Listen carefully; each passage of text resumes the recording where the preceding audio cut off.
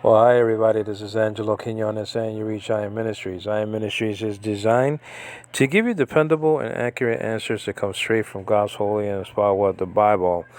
And we're gonna take a break from John 1:1 and the full Greek construction and all its glory, and head up to John 17:3. Now that is a sticking point for Jehovah's Witnesses, so called, and against the Trinitarian. They are trained, they are designed, okay, to basically not live the Christian life, but really to attack Christianity. A true, authentic, historic, traditional, classic, Orthodox with a small O, not the Eastern Orthodox Church, but Orthodox Christianity.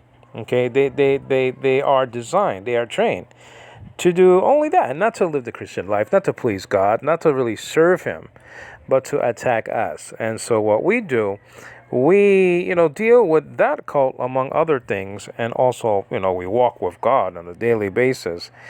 And the thing is, we have to be ready for their attacks. So let's go to John 17. Okay.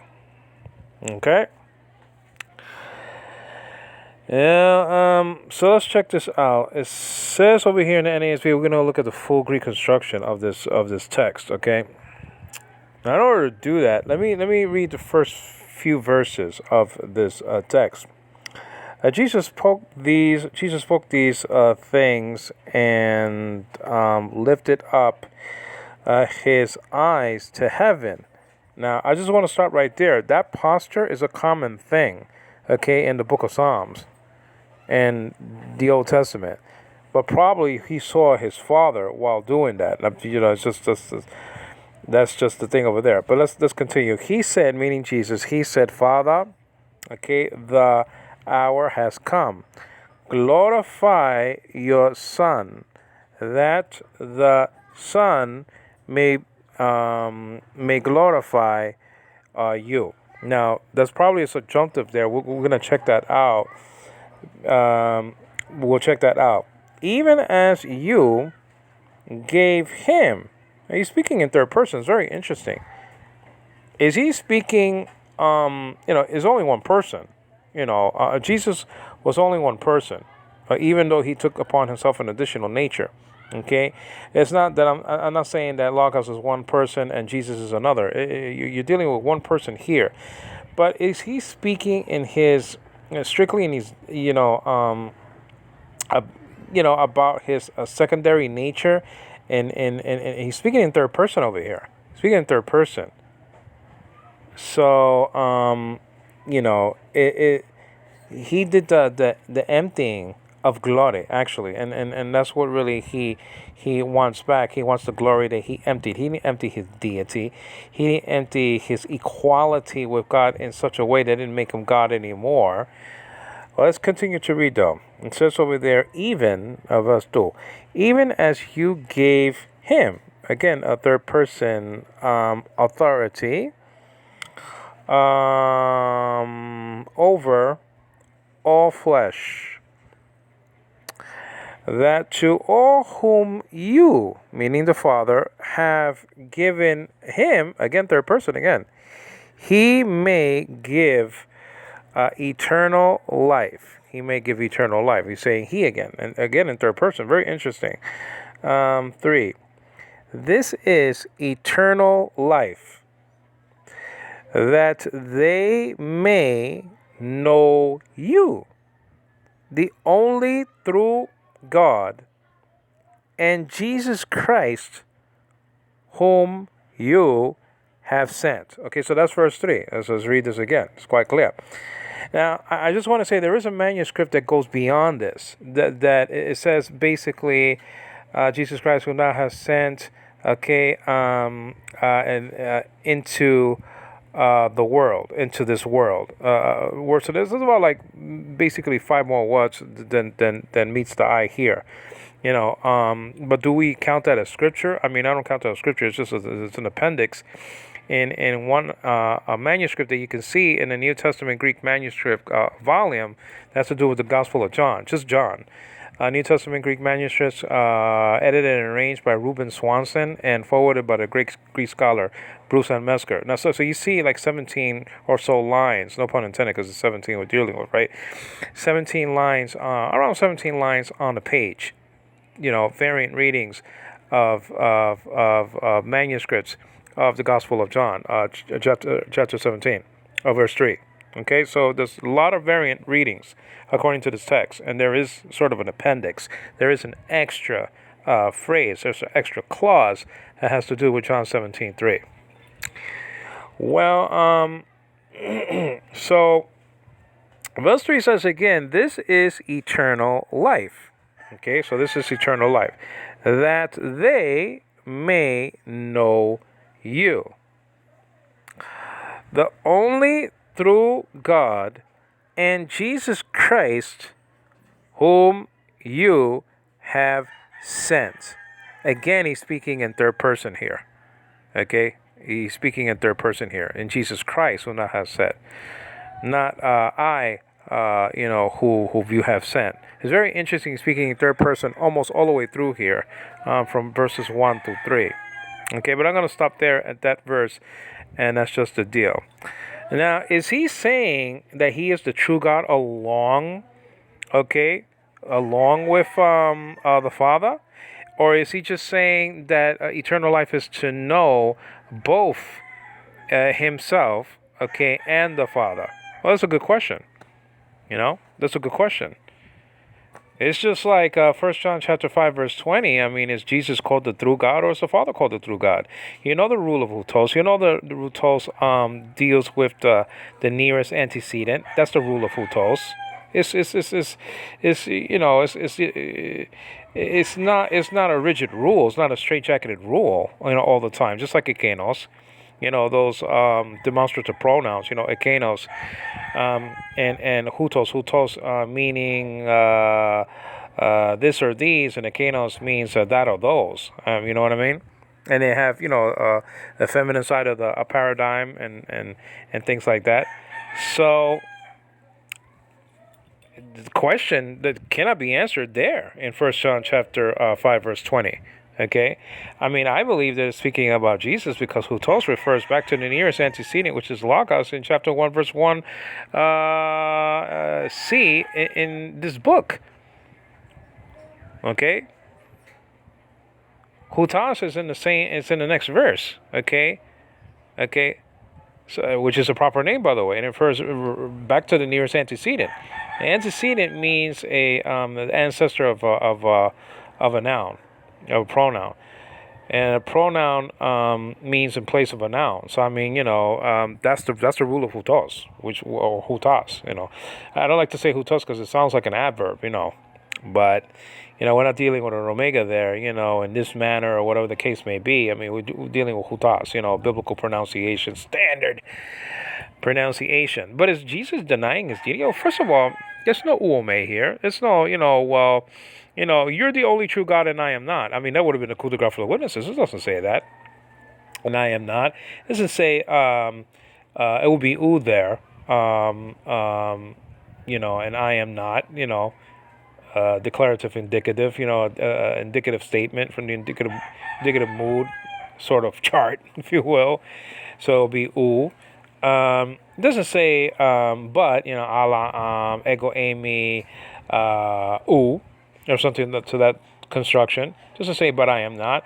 You are God and I am not. It doesn't say that here. As a matter of fact, if you go back, and this is going to be a problem for the witnesses, and we're going to get into Greek, but let's get into the English first, okay? If you go to Jeremiah chapter 10, verse 10, there's a problem for the witnesses. Now remember what they say. I think it's best to go to 1 Corinthians chapter 8, verse 6, because that they're going to shoot themselves in the foot by teaching that Jesus basically is the only true Lord. Well, they're going to shoot themselves in the foot because the Shema talks about the Lord being Yahweh. Okay, the great Shema. Shema in Hebrew means to listen, to hear, or to obey. You understand what I'm saying? Shema.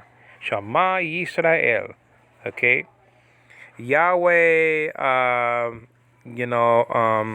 Yahweh Elohim is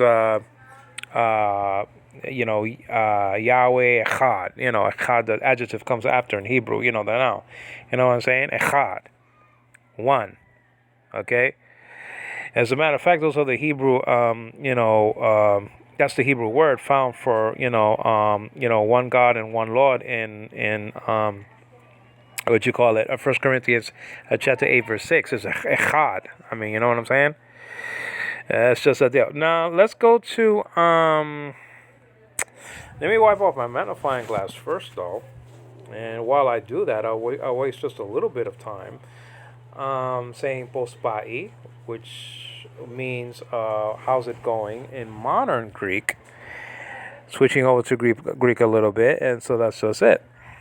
Now, iasas means hello in a formal way to somebody who maybe you just met, and yasu means hello to someone in an informal way to your old buddies and pals, because that's only what they deserve. Okay. All right. Now, let's go to 1 Corinthians. Okay, 1 Corinthians, that's Thessalonians right here.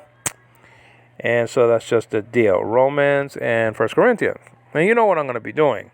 I hope you're doing it yourself. Let's go to chapter 8. Okay. Chapter 8 in the famous verse 6 that they like to use, meaning the witnesses. Okay. Well, it says over here, yet for us, in verse 6, yet for us there is but one God, the Father. It says over here, from whom are all things, probably panta over there, neuter, all things, and we exist for him, and one Lord, Jesus Christ, by whom, it says over here, are all things, not all other things, by the way. No, not all other things. You understand what I'm saying? It doesn't even say all other things in the other passage. I wonder if, the witnesses changed that. Because they didn't change it in John chapter 1, verse 3. They shot themselves in the foot. Okay? I guess that's the Greek tau. And that's just it. And we exist through him. Now, why did it say this? Why does it say there's only one, why does he say there's only one God and then one Lord? Well, look at the verse 5. See, the witnesses don't do this. They say they can't study the Bible. They don't know how to study the Bible. They just spit up a couple of passages here and there, one verse of scripture from each text. They don't know why verse 4, chapter 18 of Ezekiel was written. If they had a gun to their head, okay? If they had a gun to their head, literally, if they had a gun to their head, okay, all right. And I say that because Jehovah's Witness Mark from Missouri has a nephew, and we were in a debate, me and Mark from Missouri. He's a JW from, Missouri. Actually, Riza, my wife here in the Philippines, she doesn't know, a lot of great English. So she said, Mark from Missouri. It's a Republican state guy, so it's just a deal. And so I think that's just the thing. But, his nephew interrupted our debate. I don't know the name of his nephew. Interrupted our debate by saying that somebody had a gun to his head. So I guess that's where that comes from. Came from the Jehovah's Witness first. You know what I'm saying? He's probably a witness, his nephew. I don't know. For even if there are so-called gods, okay, whether in heaven or on earth, as indeed there are many gods and many lords. Now, this is the key. Well, if the Apostle Paul just deals with, the many gods aspect of it all and says, well, God is the only God. Well, how about the many lords? What's that? Then somebody could come and say, oh, well, then it's true that there are many lords. If it's just many gods and the Apostle Paul, shoots that down, okay, that idea about many gods, okay, that's fine. But he didn't shoot down the idea of many lords. What are you going to do with that? So the Apostle Paul, just like he does in every single book, basically, of greatness, meaning of great, a large book. I mean, it was a big book. I'm not talking about something like Philemon or something like that. I mean, I don't know if he kills two birds with one stone right there. I mean, I think he kills maybe two birds with one stone because, somebody owed him. And so he said, wait a minute, you owe me anyway. Okay, you know what I'm saying? I don't even need to pay you what he owes you because you owe me. Pay me first. That's the deal. If you're gonna extract from him, well, I extract from you, and I could give you what you owe me. But anyway, when he talks about marriage, that's one stone that one bird that he shoots down, right? But then he talks about circumcision and slavery.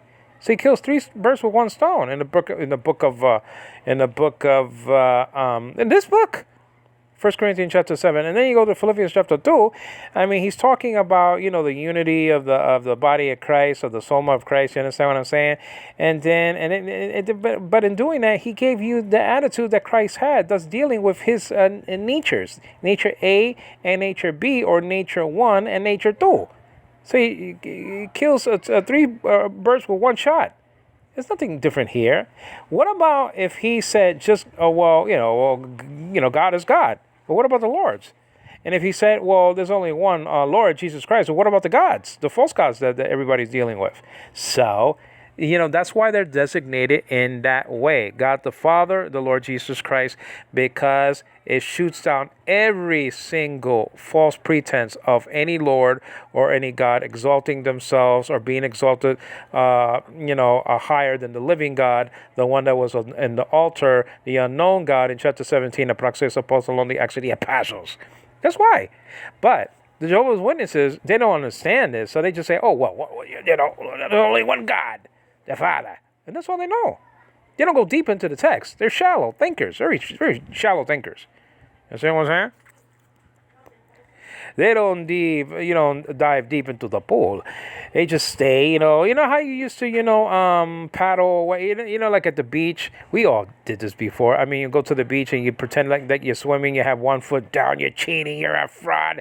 And then you have the other foot up and showing that foot, to everybody. Oh, look at me and stuff like that. And God forbid, if this is like a hole or something like that or whatever the case may be. And then you don't have that little, sand to hop on. Then what? He's just a fraud. You see? Look at me, and boom, So what are you going to do with this?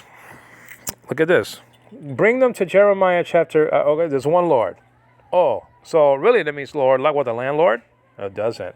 And I'm going to show you where. Go to Jeremiah, and you guys go to the Great Shema. I'll do that, as a matter of fact. We'll go to the Great Shema. You know what I'm saying? In the Hebrew. But let's go to Jeremiah first, because it's very easy to deal with, because, it's just like. So let's go there. Let's go to there's Daniel over there, which means God is my judge. That's Ezekiel, a book that JWs don't understand. And that's just it. So let's go to Jeremiah right there. Jeremiah chapter 10 and verse 10, right? Let's do that. Jeremiah chapter 10 verse 10 says something like this. But the Lord is the true God. That's what it says. It says, wait, He is the living God and, the everlasting King. At his wrath, the earth quakes and the nations, it says over here, and the nations cannot endure his indignation. But it says over here, look at this. Wait a minute. I thought that just, the mentioning of God was the true God, the Father. We're going to have an issue because, listen. Okay, so Jehovah's Witnesses are playing this game that the Father is the true God, right? There's only one God. So in order to be honest with their way of thinking, I'm not teaching this, but I'm following along with them. I'm not teaching what I'm going to be saying. I'm just saying I'm following along with their thinking. Well, he cannot be the true Lord. So this doesn't apply to the Father. So he cannot even be the living God. I'm just saying. They're designating the Father as the only God, and that's it. If he is the only God, he is the only God. If Jesus is the only Lord, he is the only Lord and not God. See, so if the Father is the only God, he cannot be Lord. okay, according to their thinking. Okay, they don't admit this, but I'm just saying that's their reasoning. The reasoning boils down to that they're trapped, they're shot. So, if the Father is the only God, He cannot be the only Lord. And if according to them, if Jesus is the only Lord, He cannot be the only God. But over here it says the Lord is the true God. What are you going to do about that? It doesn't say God is the true God. It says the Lord is the true God. Jesus is designated as the Lord there in 1 Corinthians chapter 8, verse 6. So what are you going to do about that? You can't do anything about that because you straitjacketed yourself again, just like you did around 1960, 1062, when you witnesses said that Jesus only spoke in the Hebrew of his day and not in Greek, and then you popped out 2 Hebrew New Testaments trying to prove that Jesus didn't use the great Echiak for himself. Why? Because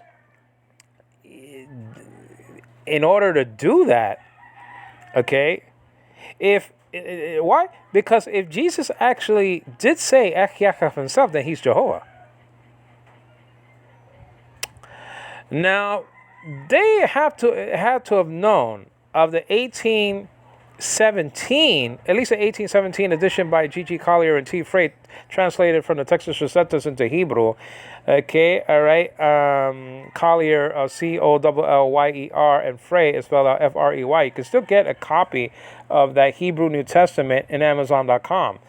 If all things survived, according to that, I still have a copy in my brother's house. Okay, he held things from me in 4 boxes.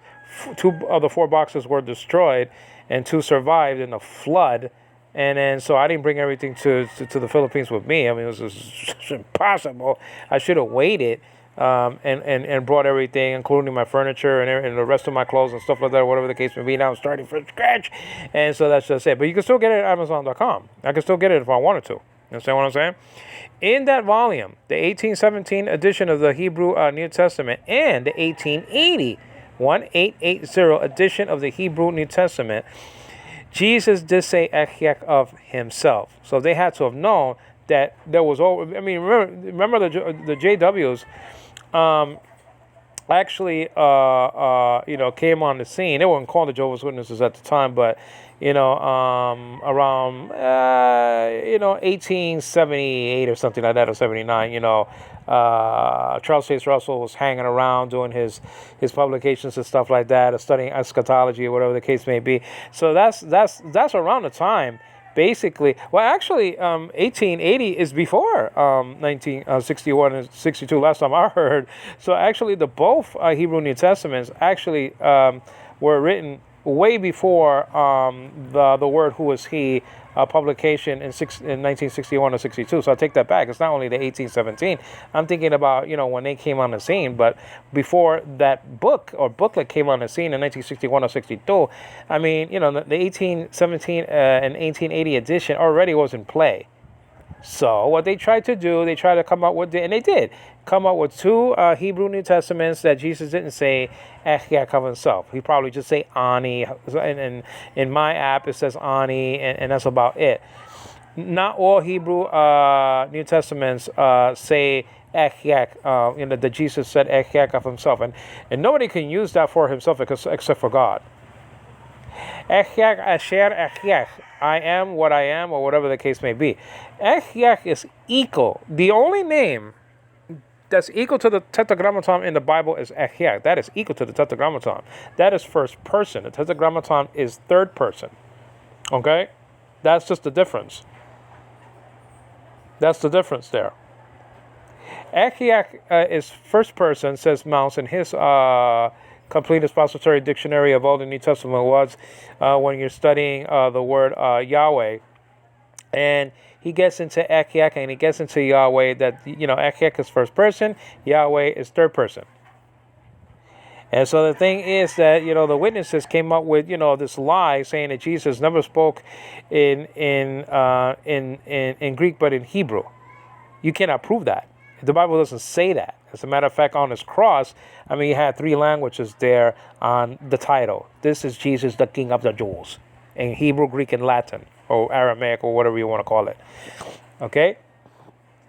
So they popped out two Hebrew New Testaments that Jesus did say Ekiak. Now, if Jesus said Ekiak, which it says it in 1817, in the 1817 edition, and the 1880 edition, well, then the Jehovah's Witnesses shot themselves in the foot right there. Because we don't have to do the legwork. We don't have to prove that Jesus spoke in Hebrew. We don't have to prove that. I don't have to, try to prove that Jesus spoke in Hebrew. I mean, I don't have to prove it. Because they say that he only spoke in Hebrew of this day and not in Greek. So they shoot themselves in the foot. They did the legwork for me.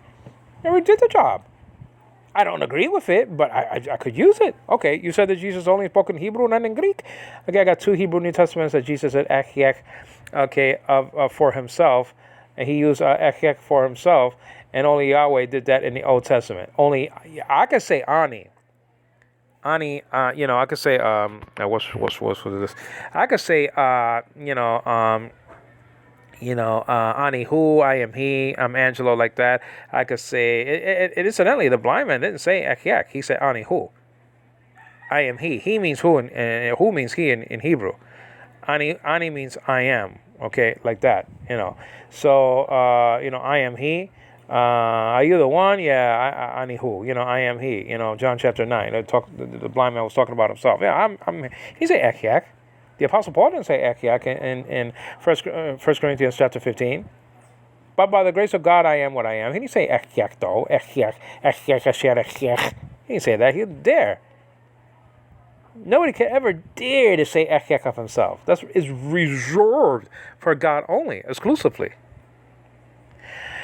And so that's just the deal. So, these things are very, very, very, very important. And Ted Dencher, wrote that book around 1979 or something like that. Why I left Jehovah's Witnesses. Why I left Jehovah's Witnesses. I mean, why? And he gives you like I don't know what 18 or 19 or 15 chapters. And this was on page 153 of that book, around there.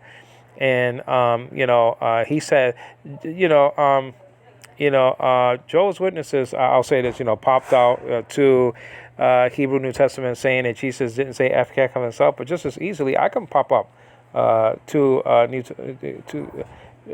Hebrew New Testaments where Jesus did say Ekiak of himself, and he did. Ted Dencher, XJW. Saw Walter Martin's book on the coffee table of the Watch Tower and Bible Tract Society. I think maybe in Brooklyn, and then Jehovah the Watchtower, and then he read it, flung it across the floor, and then picked it up and read it again, because God is not going to be frustrated.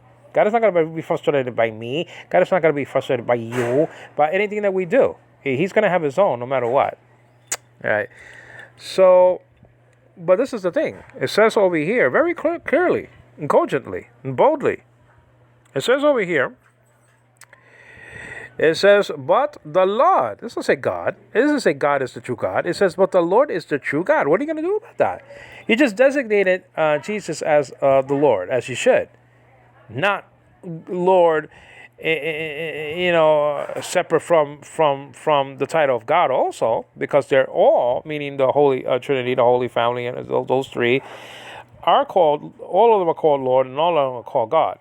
You understand what I'm saying? It's a very neat thing that the Bible says God the Father and the Lord Jesus Christ, because that ransacks all the demigods from being the living God or the Lord of all. That ransacks everything. What if they were designated just as God? Well, what about the Lords? Then people can boast. Oh, well, there's only one God, but we have these Lords, we have these, they're still hanging around as, the living Lord, if you will, the living Lords, the Apostle Paul didn't dime on my Lords that I sell in the store. So, I mean, he ransacked everything. He said gods and Lords. That's just a deal. We even speak like that in English. We say, people who don't even believe in Jesus. Let's just put them. Forget about us Christians. Just people who don't even believe in Jesus. Say, Jesus. It's just like saying, God, oh God, like that. We say it like, may the Lord bless you, and or may God bless you, like that, and basically like that. And by the way, I just mentioned this. It doesn't say two theos in John 1:1b. This idea that that God means the Trinity every single time. What doesn't the Logos wasn't with the gods. It doesn't say enarchein halagos, kai halagos ein pros two theos. It doesn't say that. He was with the gods. Like every time God is mentioned, the Trinity is mentioned. That is not true at all. Not true. For God so loved the world that He gave His only begotten Son. What are you going to do about that? That doesn't mean God, the Trinity, gave His Son. The Trinity gave His Son. We don't teach that, though. That was just for free. In Greek Septuagint doesn't even say, enarche epoiesen hoi theoi tanuranan kain tein. It doesn't even say in the beginning the gods that created the heavens and the earth, even though in Hebrew it is correct to say that's in the plural. That's in the plural. Probably alluding to the Trinity. Okay, you understand what I'm saying? All right, now, so the Lord is the true God. But the Lord is the true God. He is the living God and the everlasting King. At His wrath, the earth quakes, and the nations cannot endure His indignation. They can't. They won't. Now, so that's just it. Let's get back to let's get back to let me I have to go to the Shema though, because I did say that I was going to go to the Shema. So let's go there. So let's go to Deuteronomy, okay, Book of Moses, Deuteronomy chapter 6 and verse 4, and we're going to look at the Hebrew. You understand what I'm saying? Chapter 6, Great Shema, and verse 4. Okay, as I lose my voice over here, that's probably the King James only curse. By the way, Jesus is found and recorded more in the NIV than in the King James by a whopping, it's like a hamburger, it's like McDonald's, guys, 1,241 to 971, I should say, 971. As a count of 270 times more from the NIV, even though Jesus is found only 917 times, okay, in the Greek New Testament. Incidentally, Mary's name in Greek, okay, is only found 27 times. It doesn't even refer only to her. Okay, it refers to other Marys, as a matter of fact. And so, Basilisa, meaning queen, it's not attached to Mary anywhere in the Bible. So I guess she's not queen, like the Catholic Church wrongly teaches. Well, it says over here, "Hear, O Yisrael, the Lord is our God." That's what it says over here. The Lord is our God. But wait a minute. I thought you said that Jesus can't be God because He's called Lord. But what is this? The Lord is our God. It doesn't say God is our God. It doesn't say that here. It doesn't say that here. It doesn't say God is our God. It says, "Hear, O Yisrael." It says over here, the Lord is our God. Can't you read? The Lord is our God. The Lord is one. That's an exclamation. I could have yelled. I could have screamed. Let's look at the Hebrew. Come on. Let's look at it. Let's look at it. The Lord is our God. So Jesus is also called God in the Bible. That's just a deal. That's the deal all across the board, though. Give me this that He's not called God just because He's called Lord, and that the Father is called God and He can't be Lord. Doesn't make any sense. It doesn't. You're shooting yourself in the foot again by designating them only by that title just because it says only one. Can't you see why it was written? It was written to ransack the demigods and the demilords. Could you understand that? You can. Oh, then why you do it? If you understood it, why you do it? Why you keep on doing it for several hundred years? All right, guys. So let's just see this over here, verse 4. And that's just a deal all across the board. So let's look at the Hebrew. Well, let's just see. In verse 1. It says over here, Shama. See Shama? Is that a doubling dagesh in the middle of the mem there? No, I don't think so. No, there's only one Shama. Where's the spelling of Shema though? Shema right there. Shama. So Shama is under the word here. It's all the way to the tippy right top corner. Okay. It says here. You see the word here. Right under that you have a sheen with and remember you read Hebrew from right to left, never from left to right, unless you're breaking up the words of a syllable. Okay, but you're still not even reading. I mean, you're not reading, the text fluently, so like that. You know what I'm saying? You're just breaking up the syllables, just like you parse Greek from right to left. You could do it, from left to right Greek. I mean, you could parse it anywhere you want. You could look at the connecting vowel first if you want to. Who cares?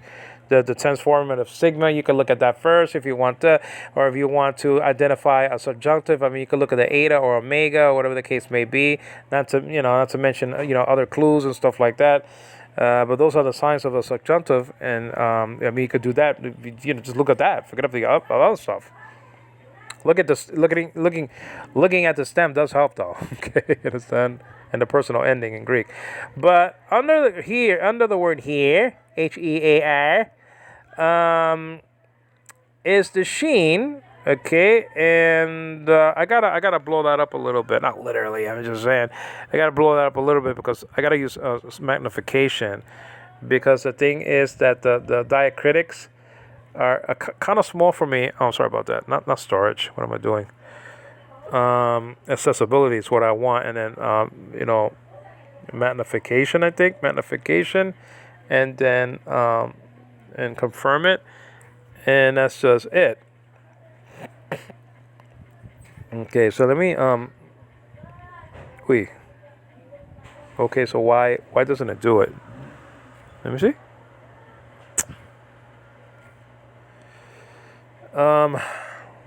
This is something, huh? Let me see. You see what's going on? Is Shema still there? Yeah, Shema's still there. Why can't I enlarge it? Let me go back to the settings menu and go to this. Go to accessibility again. I don't know why I didn't do it. Go to magnification and pressing the button, right? Oh, because it's not pressed. Now. Okay, good. So sorry about that, guys. So yeah, the Hebrew is very small, so I've been, some of the stuff you have to be very careful. So you have the sheen. Now it looks like a W. It's not a W. Okay, under the letter R in here. Remember that you read Hebrew, like I said before, from right to left. So that looks like a W, doesn't it, though, a little bit? It looks like a little strange W. It's not a W. It could be an S. According to the dot position on the top, it could be either an S or an SH. Now, it's an SH here because the sheen dot is not a sin to call sheen shin, by the way. Leonard Nimoy, who was a Jewish man, Mr. Spock from Star Trek, he called this not sheen but shin. This idea that Bible Hebrew professors get up on YouTube and say it's a sin to call sheen shin or seen sin. That's not true. That's not true at all. Don't pay attention to that.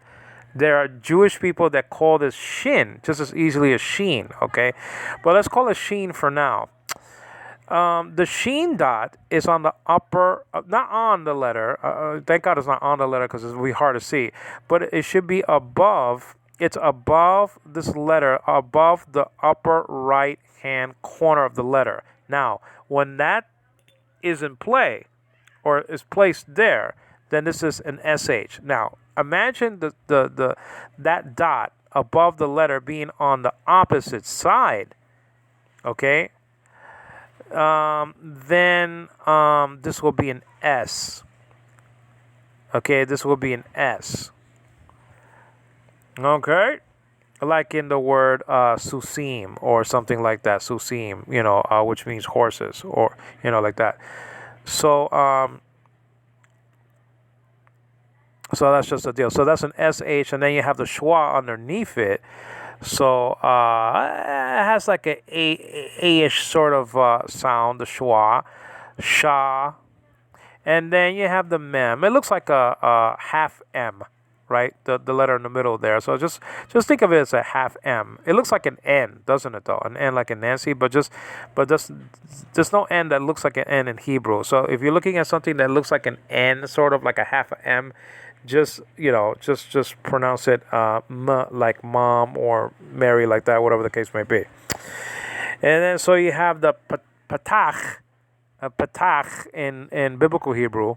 Okay, patach, in modern Hebrew, but this is not modern Hebrew. This is biblical Hebrew. So there are distinctions between the two A classes in Hebrew.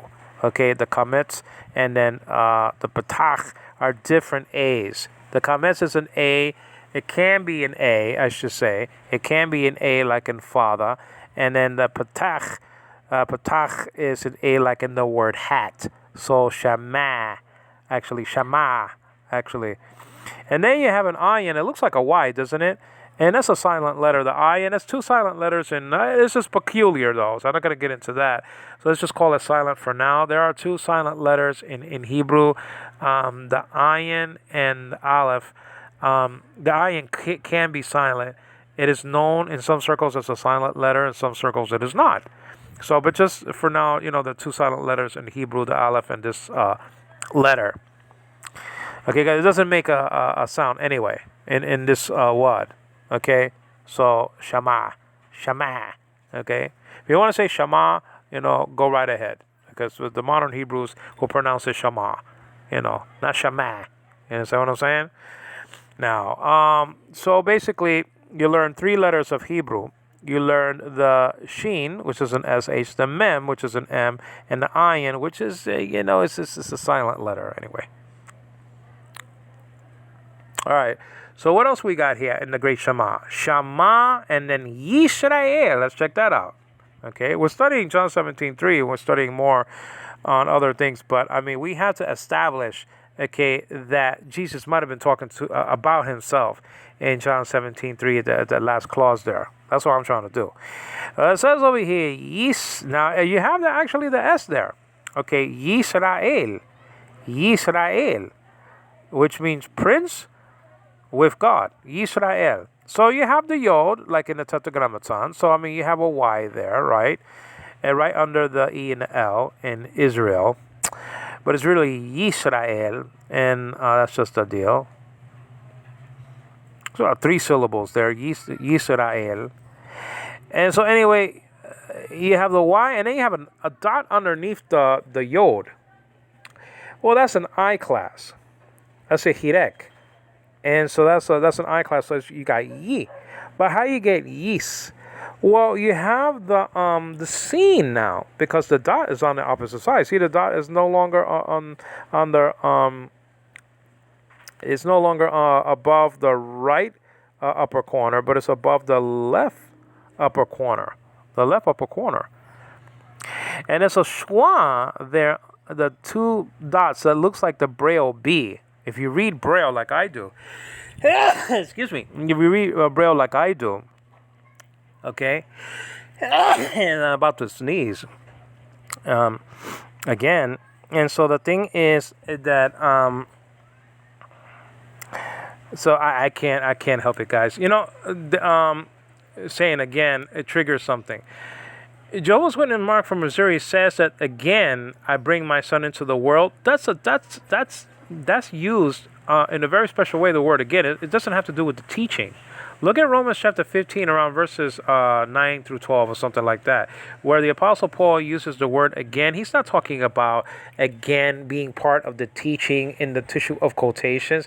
And again I say, and again I say, and again. It's the same thing going on, okay, I believe in Hebrews chapter 1 or something like that, where he says, again, I bring my son into my firstborn into the world, like he's sent him already. There's no such thing. They don't even know how the word again is being used there. It's absolutely amazing. The Apostle Paul, usually uses the word again outside of the teaching box to actually connect tissues of quotations or whatever the case may be.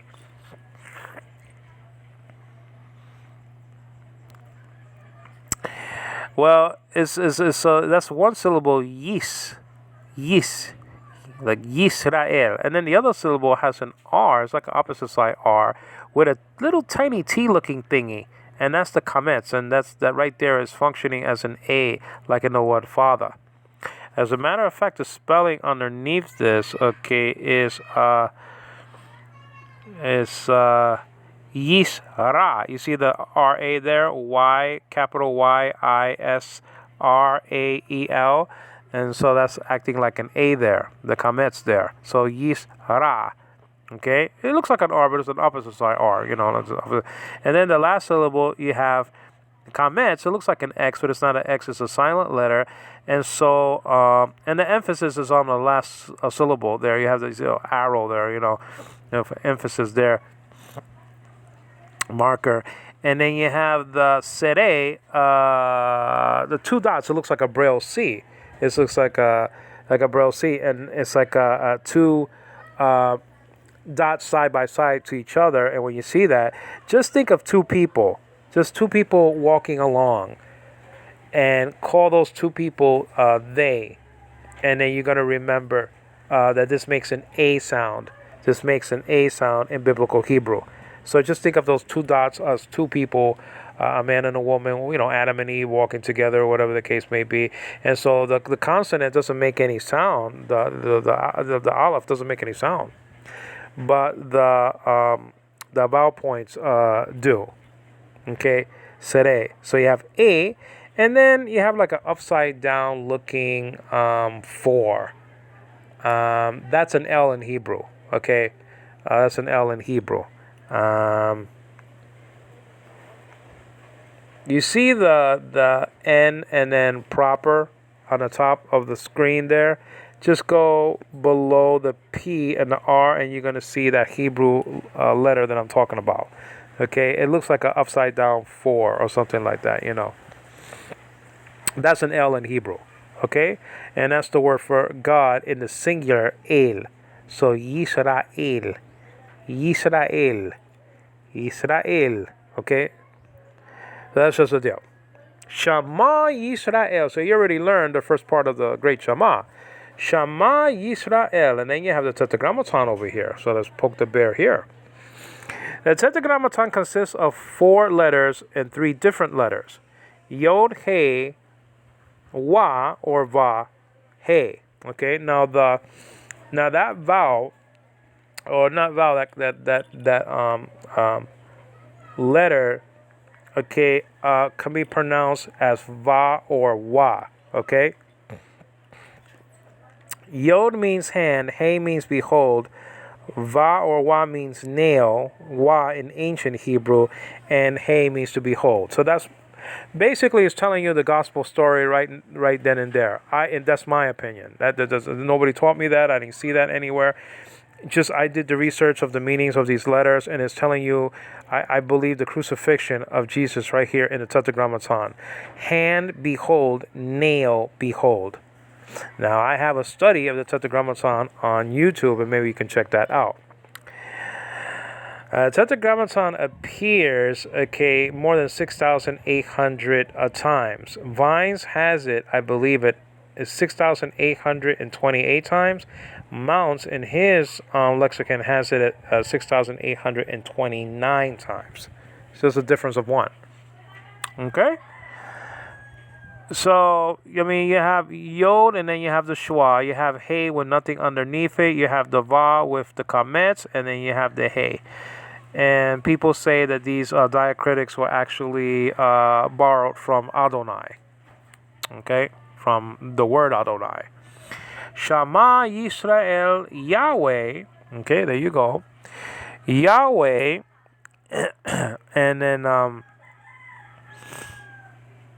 And then you have over here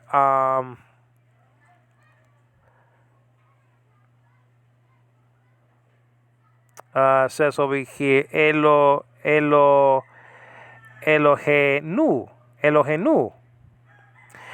Now Nu means us in Hebrew. It means like us in Hebrew. Okay, so Nu means like we, us. Let us make like Lanu. who will go for us? So the us is in the last part of this Hebrew word, nu. Okay, who will go for us? Can be proven the Trinity right there again. Isaiah chapter 6 verse 8. Who will go for Ash? Not who will go for me? No, who will go for us? It says us. It doesn't mean the angels. They're not on equal footing with God. Who will go for us? Us. So that's just it. So you have So you have the Aleph, okay, and then you have the Lamed, and then you have the Hey, and then you have the Yod, and you have the Nu, and then you have the Vav, basically Vav, or Wa, and when it's and, then you could say Va or Wa, like that. But Vav is really the name of the letter, V-A-V in some circles, see what I'm saying? So, our God. So, Shema Yisrael Yahweh Eloheinu, our God, okay. Yahweh is there again, Echad, okay? Now, very interesting about Echad. Now, Echad is found and recorded, I believe, in verse 44, chapter 27 of Genesis, where Sarah says to Jacob, go to your uncle Laban's house until the fury of your brother cools down or subsides. Go there for a few days. That's the word Echad. It's actually, I think in the text, I think Brown, Driver, and Briggs, I looked at Brown, Driver, and Briggs when I had a copy of it in New York, and it said Echadim, actually, in that text, though. Okay? Let's look at that very quickly. Okay? Let's look at that very quickly. So Shema Yisrael Yahweh Eloheinu Yahweh Echad. So that's the Shema. That's the Shema in a nutshell. Okay? You just learn how to say the Shema in Hebrew, and I give you the letters and the diacritics and stuff like that, or whatever the case may be. Not to mention, okay, Segol, underneath the Aleph there, and the O class is a dot above a letter, or, in this case, above the left corner of the Lamed, of the L, and then you have the Sere underneath the Hey, and then the Yod with nothing. The Yod is acting like a vowel there. And then you have Nu with nothing, the upcoming vowel, Vav, has the Shurek U class in the belly of it, making the U sound, okay? Or the U sound, or whatever you want to call it, okay? Eloheinu, Eloheinu, Eloheinu, Yahweh Echad. Our God is... our God, the Lord, is one. Okay? Is one. Echad. Incidentally, Echad, everybody knows this, is the same word recorded, I believe, in verse 24, chapter 2 of Genesis, where, and the two shall be one flesh. Echad. Jesus said that he and the Father are Echad. So you're not in one, in unity, or in one mind or something like that. No, one nature, and that's what John 1:1c, theos in the predicate position is proving the nature of Logos. Okay, part 1 of that verse, John 1:1a, is teaching subsistence. That's the title I gave for it. Number 2, John 1:1b is teaching intercommunion/relationship. Okay, that's the Greek P, I guess. And then John 1:1c is teaching nature/essence. That not only did he subsist, not only did he subsist with someone else, but the someone else whom he was with had the same nature as he did, or he had the same nature as Ton Theon in John 1:1b. Incidentally, Theon is mentioned, I think, 6 times, either in 1st and 2nd Peter together, or just in 1st Peter in Greek. Theon appears in the anarthr state. And by the way, that construction of theos in the anarthr state and the articular state, meaning without an article and with an article, appears in Romans chapter 1 verse 21, First Peter chapter 4 around verse 10, John chapter 13 verse 3, John chapter 3 verse 2, Luke chapter Luke chapter 20 verses 37 and 38, and verses 26 and 27 of chapter 12 of Mark. Okay, not to mention First Thessalonians chapter 1 verse 9. Those same constructions are found and recorded, okay, in John chapter 1, 1b and c, or beta and gamma, like I like to put it. Okay, so if you just want to prove that that construction already appears in other places of the Bible, and it makes the both mentioning of God there with a capital G, God in English, just show them those texts that I just showed you. And as a matter of fact, I just uploaded part 1 and 2 of that study and I borrowed those verses from a document entitled "The Basis for the Doctrine of the Trinity." I would have added there Holy Trinity, but anyway, nobody's perfect, by Robert Bowman. I believe that Robert Bowman is one of the people who debated Greg Stafford, and he did very well, by the way, much better than James White did. All that James White had to do was to be prepared to just answer questions, and he would have been just fine. All right, now just say that the Father is the true God, and that's it. As a matter of fact, I would have said, what did you say? Like about 3 times, so I would have wasted Greg Stafford's time on the clock. You know what I'm saying? It would have been like beat the clock all over again from the 1970s. All right, so let's go back to John 17:3 and look at the full Greek construction of this, okay? First of all, let's look in this text, okay? This is, a fluent text to read, and so let's just read it. John 17, Iota is chapter 10, Iota beta is chapter 12, chapter 13 is gamma, Iota gamma. Chapter 14 would be Iota and delta, that's 14, 15, 16, okay, 16, 17 will be Iota and zeta, I think. Let's check that out, though. I'm not sure about that. Iota and zeta. Let's check. Let's see. Iota. I think that's it. Well, it's only 21 chapters, so let's go backwards just to make sure of John's Gospel. Kappa and Alpha, that's 21, and then Kappa is 20. I know that for sure. And 19 is Iota and theta there, or theta, whatever you want to call it. Chapter 18 is Iota and eta, right? 9 being theta or theta when you get into the single digits anyway.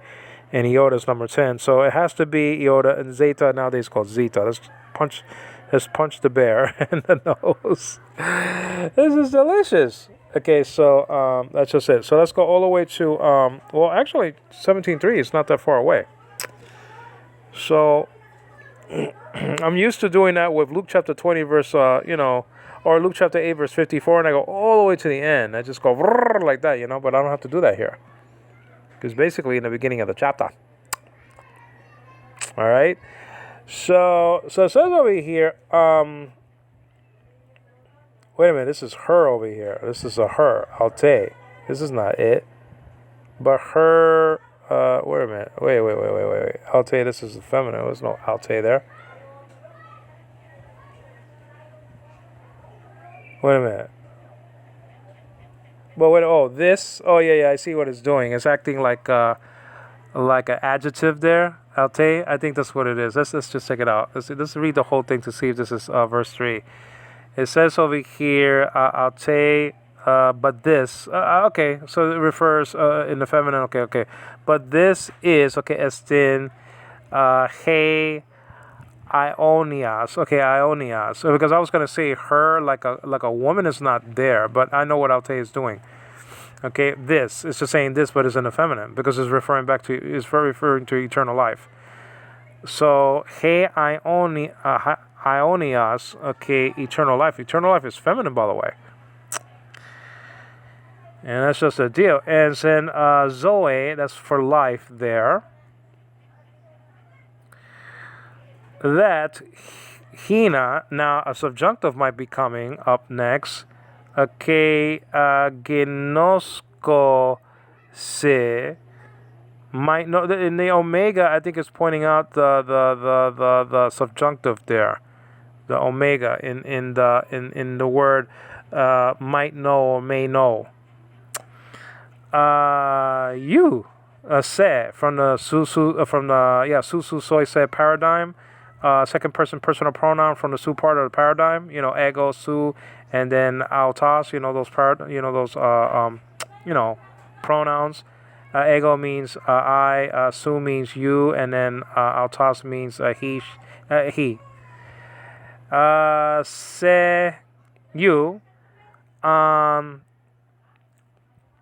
The only is tan manan.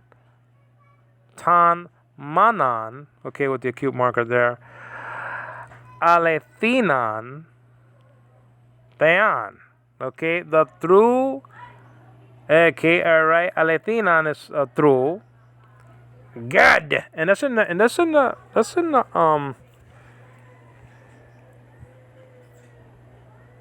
This is in the Nartra state. There's no tan thean here, okay. Tan manan aletinan thean. I mean, there's no tan thean over here. Okay, doesn't need to be one. That's our point in John 1:1c though. Okay, so you might mention to the witnesses that thean is actually in the anarcha state. No article in front of thean in John 17:3. But in let me see. It says kai and then han, relative pronoun han.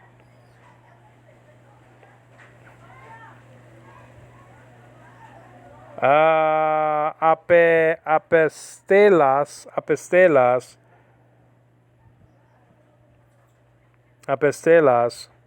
That has the meaning sent there.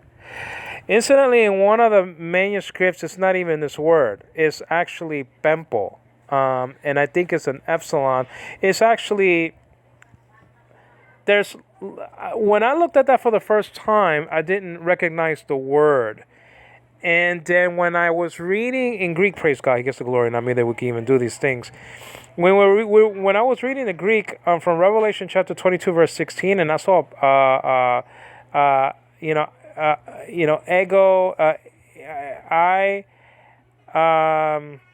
Jesus, Yesu, have sent, okay, and that's the word pempo there, have sent my angel. Mu angala, something to that effect. And then I said, oh, wait a minute, that's the word pempo there. It's in a different construction, but that's the word pempo there. I mean, you see, you know what I mean? You just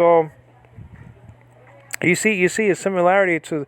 It's just pieces of the word are missing in that particular manuscript. I don't have that manuscript in front of me. I don't have New Testament Greek manuscripts, the volume of John. With me in the Philippines. I wish I brought that. I mean, that would have been nice to have. Just John would have been nice to have. I had Matthew, Mark, Luke, and John.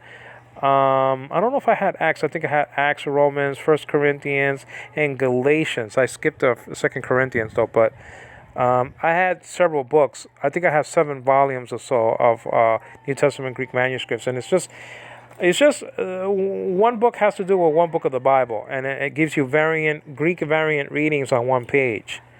And so you're looking at one glance the different manuscripts for that particular verse in that particular book. It has all the verses of the, according to, what the manuscript has, Manuscript C, Ephraimi Scriptus, also known as manuscript, I think it's manuscript 04. Is it manuscript 04 from the 5th century? I think it's manuscript 04, Ephraimi Scriptus, C like in car.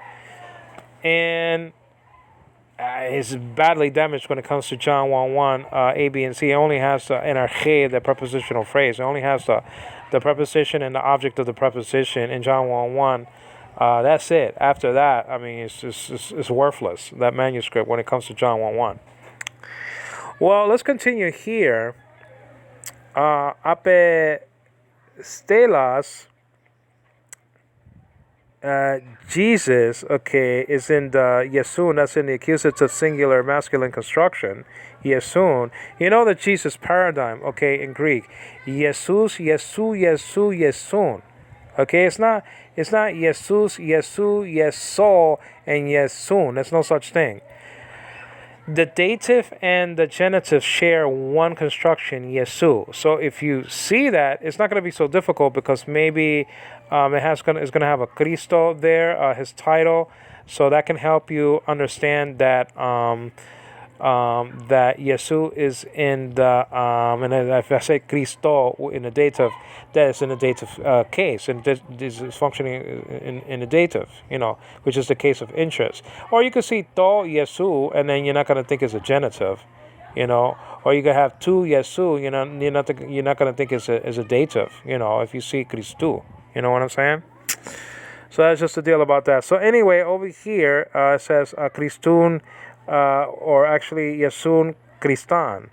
And you don't need an article like a functioning marker to tell, how's this functioning, because, I mean, there's only one Yesun, and Christun, Christan. You understand what I'm saying? Now, Jesus Christ, whom thou hast sent. Now, that is translating, English Bibles has whom thou hast sent, apostelas, whom thou hast sent. So that's the last word that they translate. The only true God, and then Jesus Christ, who. So the Han refers to, or actually it's the other way around. I mean, Greek looks down at English. The who in this text is translating Han here, the relative pronoun, whom thou hast sent. Okay, and he's the object of the sending. He is the object, right? So I mean, this in the case of the case all across the board. So I mean, there's a linking word there, kai, also known as ke nowadays. Okay, that's why when you read John 1:1, it's enarche in ologos, ke ologos in prostonteon, keteos in ologos. Ke. It's not kai, it's ke in modern Greek. The copulative conjunction kai, the linking word, that's linking. Okay. Both the Father, okay, and Christ together as perhaps being the true God, or only just with the idea of that eternal life is both knowing the Father and the Son. That's definite. But it can be linking also the idea that the true God is, okay, the Father, okay, and the Son. Because in this gospel, the two are one anyway, Greek word hen, okay, in John chapter 10, and the nature of theon is shared by I hate to say share, but is shared by a logos also, okay?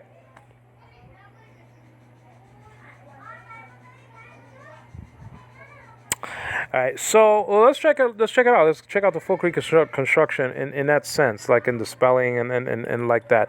Now, remember when we're looking at the full Greek construction of text, especially when they have the Trinity, be careful that you don't miss logos because of the trees, or theos because of the trees. Okay, the full Greek construction can be a wonderful thing to study, but if you don't study with the idea of magnifying the persons that are in the text, then we're worse than the witnesses are, basically. Okay? Well, verse 3 says something like this, alte, and that threw me off because I looked at it and I didn't look at it like an adjective, I looked at it like a noun. And then I say, wait a minute, there's no her here in John 17:3. There's no her.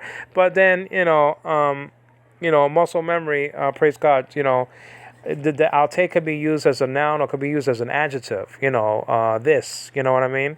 And so the gender is matching, eternal, eternal. And life. And so the matching, is matching. So that's what the alte is. Alte is from the feminine side of the paradigm. Okay.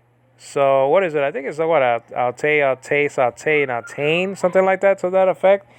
And then you have alta and like that.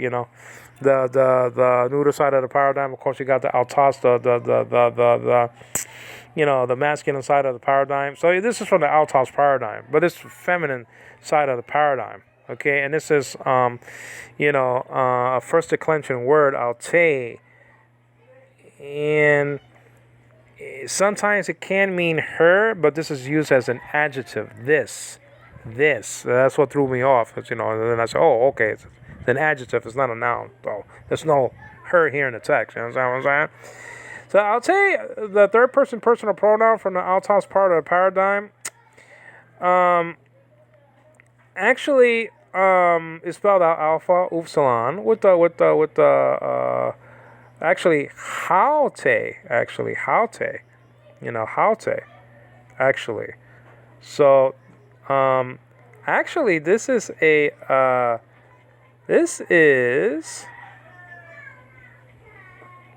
from the Tutas paradigm. Okay, Hutas paradigm, actually, from the Hutas paradigm. Because the rough breathing is indicating that to me. So I didn't even see that. And I use my magnifying glass, and this is Haute. So this is from the Hutas paradigm. So sorry about this. It's not from the Altos paradigm, from the Hutas paradigm. And this means this. Okay, so that's just the deal. Okay, so so Haute is from the Hutas paradigm. You got the and then you have Hutas and Tutu and Tuto and Tutan, like that, and then you got the feminine and all that other stuff. Probably like Haute, and then that's very irregular. And then you go to the sort of regular, constructions, in the feminine with it starting with a T. So anyway, that's Haute, not Alte, but Haute. You understand what I mean? So that's spelled out alpha upsilon with a rough breathing, okay, marker, and the acute marker. And then you have the tau and the eta. The eta is nowadays called eta. So alte or haute. Keep on saying alte, but it's haute because of the rough breathing marker. And then you have the postpositive de, and that could be that'll be translated first actually in the text, but whatever the case may be. It looks like a DE, so it's a delta epsilon with the acute marker. And then you have the so then you have the word is there, estin. You could either have a new or not, new movable. And this has the new, you understand? Probably because there's a hey coming out, there's an article coming up, like that. They probably remove it if there's another, word with a noon. But anyway, so that's spelled out ESTI, and then it looks like a V, but it's not a V. Remember that you read Greek from left to right now. Now we're doing the opposite that what we did before.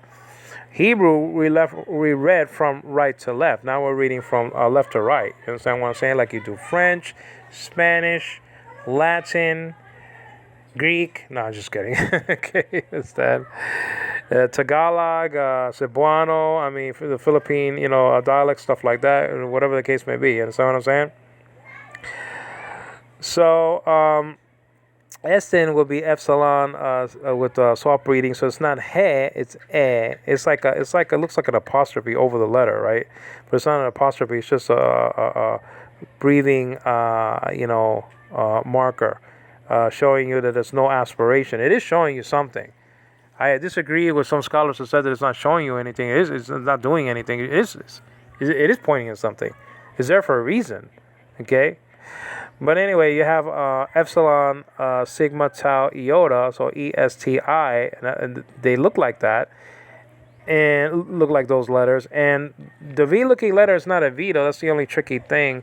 It's not a V, it's an N like in Nancy. This is equal to the noon in Hebrew. The noon in Hebrew is an N in Hebrew, okay? Like good afternoon, like, or like nu. us. That's right there. But this is a V-looking letter. So if you see a small V-looking letter in Greek, never pronounce it like victory. Okay, it's always an N like in Nancy. You understand what I'm saying? So anyway, so far we have haute de esten. Eureka, I didn't say aute.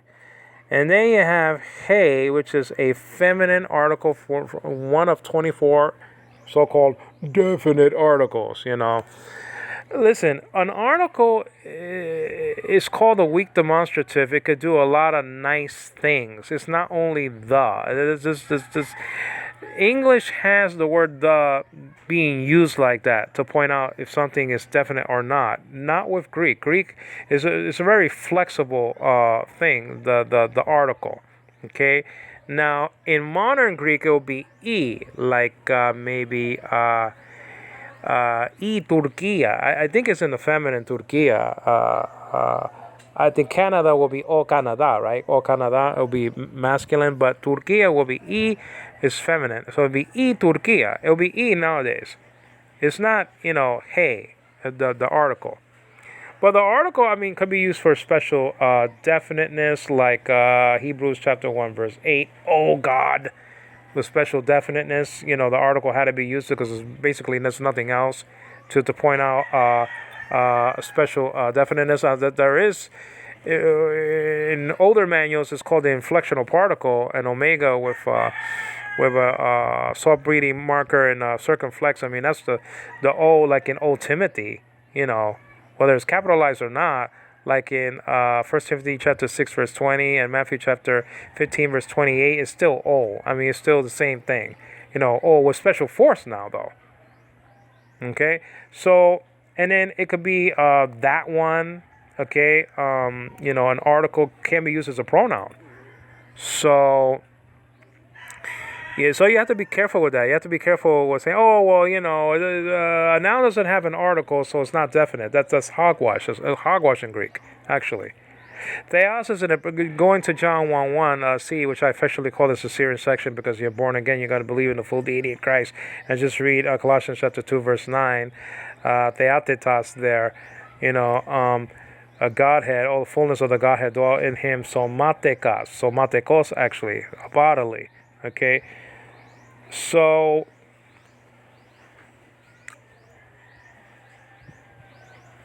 you have to understand that theos is like the reverse on the volume control. The more to the left that the word is in a text like that, the more force the more force that's indicating that logos is true deity, is divine.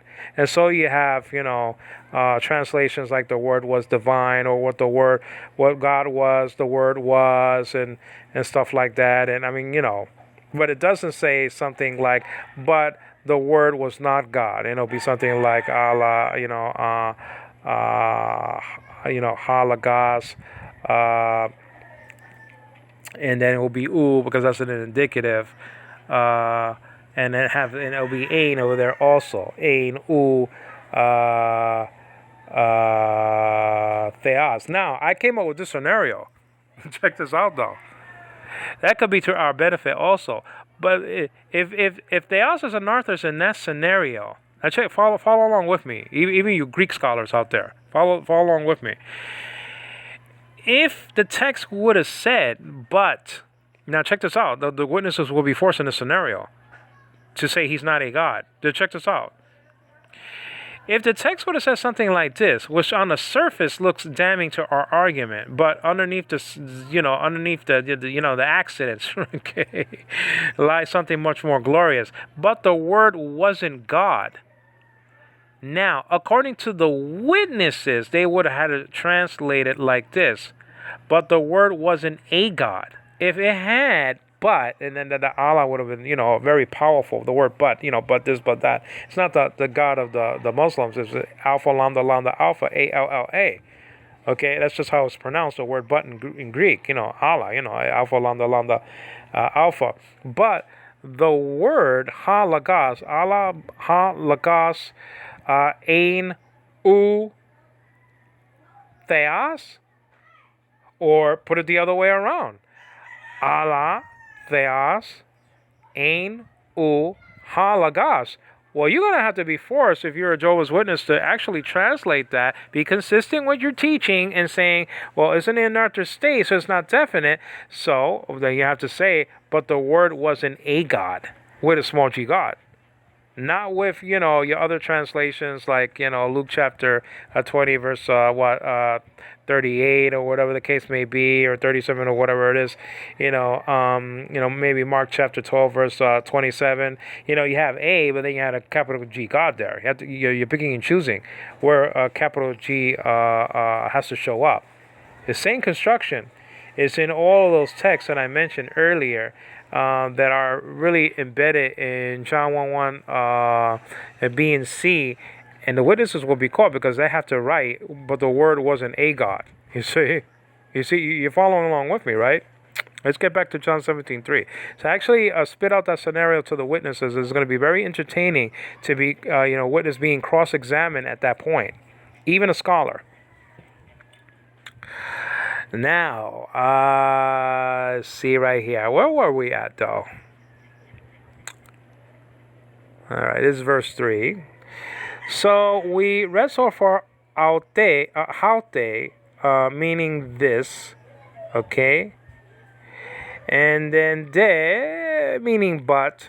Estin is, that's an Amy word there. He is a feminine article, and then you have the Greek word for eternal, which is feminine, aionios. Now, hadas, aionios, and I saw another one. It's the list of words that are second declension but feminine words, though. Okay, if the root here is ionia, right? So. This is the second declension word, yet it's still feminine though. So hadas is the same thing. Hey hadas, it's very, very, very tricky. So hey ionios, eternal, and zoe is also feminine, life. Okay.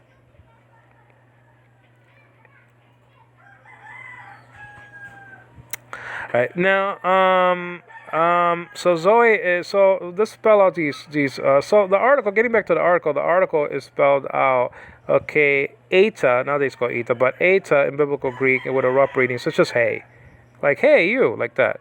And then the word for eternal is spelled out A-I-O-N-I-O-S. Basically, two letters are very hard to read in the beginning of the stage of learning Greek, right? So you have the diphthong, combination of two vowels blending together, making one sound, like in the word eight, E-I-G-H-T, number 8. So alpha iota, it would be I, right? Nowadays it's but anyway, when I'm talking about, modern Greek, then you have a soft reading indicator, and so it's not high, it's I.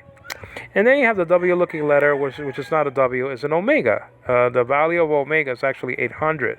Parakisma was actually the last letter in Greek in classic times, and that had a value. Parakisma had to do with pregnancy, by the way. So imagine God saying, I am the Alpha, and the Parakisma, the beginning and the pregnancy. It doesn't match. And I guess that's why, God himself dropped off some of these letters, or led people to drop off these letters. You understand what I'm saying? So that's just a deal. So alpha, iota, and then omega. And that's an O class like in home. It looks like a W, but it's an O class like in home, right? And then you have the acute marker. So so the emphasis is on the second syllable. It's like a little tiny hand on the clock to 7 o'clock. I like to put it like that anyway, to help people.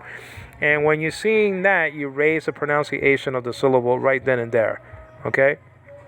If you see it pointing like to 5 o'clock on a clock, well, then you do the opposite. You drop the pronunciation or the stress at that point, like. I believe either theos or theon in John 1:1 B or C has that grab marker. Okay, I don't want to switch things, so I'm just saying, So that's just it. So you have ion, and then you have a V looking letter again. It's an N. That's an N like a Nancy. Then you have an IOS. So that's cool. Okay, Ionios, Ionios. Okay, eternal. And then Zoe it looks like a Z anyway, a little bit anyway. Strange looking Z. That's Zeta. Nowadays called Zeta, but anyway, some people pronounce it with a D. Just forget that. Okay, just do what your teacher tells you to do. But if your teacher's not emphasizing any other sound before the Z, just pronounce it like a Z, like in zoo. And then you have the omega, which is the O class. In one of the O class, um, uh, one of the O's in Greek. So long O, and then you have Ada, and then so you have Zoe. Nowadays it will be Zoe, but Zoe in biblical Greek. Then you have a comma, then you have a henna. That, okay, and this is a clue, one of the clues of the subjunctive. Okay, I believe that the next word is in the subjunctive. Okay, the move of probability or possibility. Okay, and so the true sign of a sign of a subjunctive is the lengthening connecting vowel. So you see the omega there. Sometimes it's an eta. So but the henna is a very big clue. I mean, that's one of the clues in Greek. Just like the protasis and apodosis, could be that, if and then statement, could be a clue to the subjunctive coming up, it is a clue with the subjunctive coming up. That's very strong. So, genoskose, it'll be, gamma iota nu, there goes the V looking letter again, it's not a V, it's an N. And then omega, there goes the W looking letter in Greek again, it's not a W, it's an O with a cute marker. And then the SK, and then goes that W looking letter again, it's not a W, it's an O. And then SI. So actually it'll be transliterated like this: GINOSKOSI.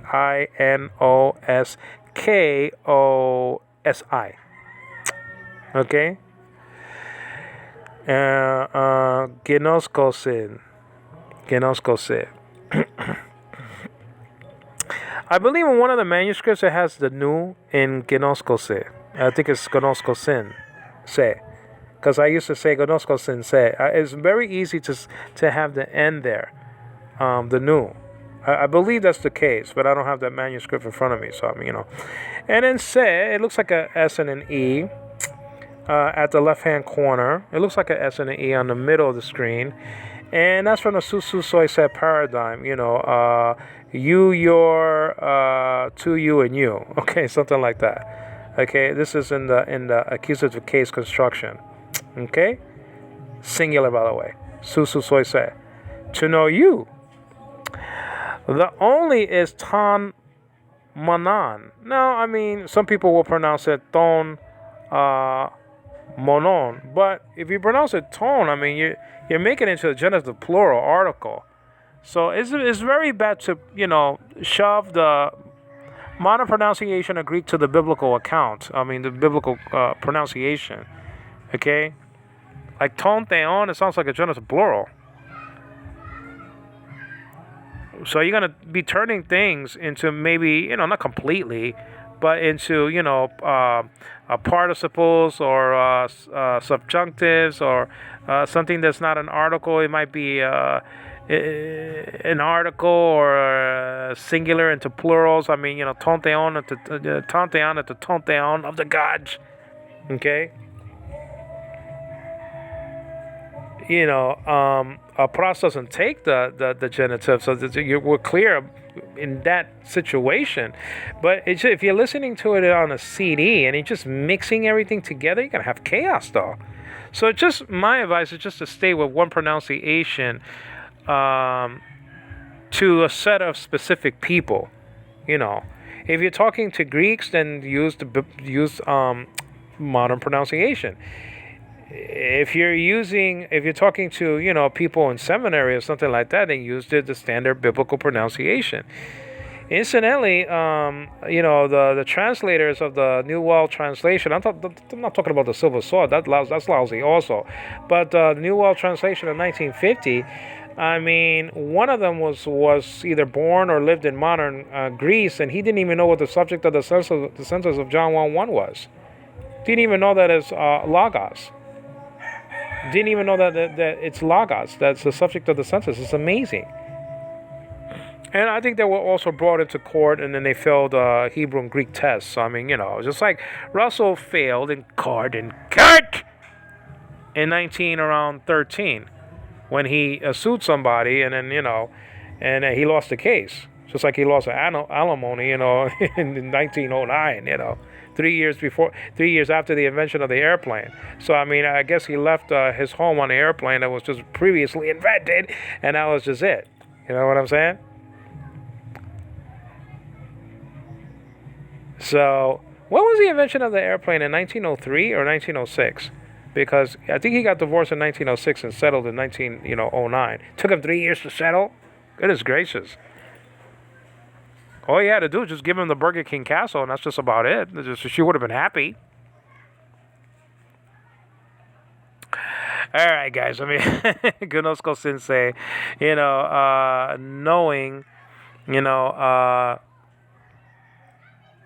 that they might know, okay, you, the only, okay, Tan. Now, Tan is from the 24 article paradigm in Biblical Greek. Incidentally, there is no indefinite article paradigm in Biblical Greek. So there is no such thing as an indefinite article to stick in John 1:1c. Okay? Now, Mount say you can use Hayes in his treatise of this argument of John 1:1c. He only discussed it for about like 2 minutes, in his biblical basics of biblical Greek video lectures, which is an amazing set of lectures, though. So you got two nice manuals. I like a manual grammar of the Greek New Testament by Dana and Manti. But if you want to pick up, other things that I like Basics for Biblical Greek by Mounce and Beyond the Basics by Dan Wallace. I mean, you can't miss there with those three manuals. You know what I'm saying? Just punctiliar and stuff like that has to be brushed up in a manual grammar of the Greek New Testament by Dana and Manti, done so long ago, in the 1950s. So anyway, it says over here, Gonosko Sensei Tan Manan Alatenan Tean. So Tan is, it's the article. It goes like this. It goes like ha he ta with an omicron ta, and tu te stu, to te to, tan. There you go. Tan tain ta, and also all the singular articles. And then you got hoi hai ta with an alpha this time. Ta is in the plural, neuter plural. And then ton ton ton for the genitive plural. Then tois tais tois, and then tus tas ta. And it's actually a sort of rap song in it's kind of cute on YouTube. To the tas, to the toys, to the tus, to the tas. It's just kind of funny. Conosco Sise actually is not Sensei in this thing. And Tan Manan, and Tan is spelled out Tau Omicron and Nu, the V looking letter again, it's not a V, it's an N, and the grab marker. So it's not Tan, it's Tan. Okay. And then you got Manan, okay, so you got the Mu there, on the right hand side in the middle of the screen, right hand side. And you have something that looks like an M on the New York Mets, God forbid, on a Yankee fan, on a New York Mets jersey. Okay, just think of it like that, and you can't go wrong. Okay, the M on a New York Mets jersey, even though they stink and they have done for several years. I used to be a Mets fan in 1986 when they had Strawberry and Howard Johnson, and what a team that was, man! What a feisty team. That team could have gave like the New York Yankees of ¡98 a run for their money. That was a great team, also though. And he Pettit though, even though he got shellacked.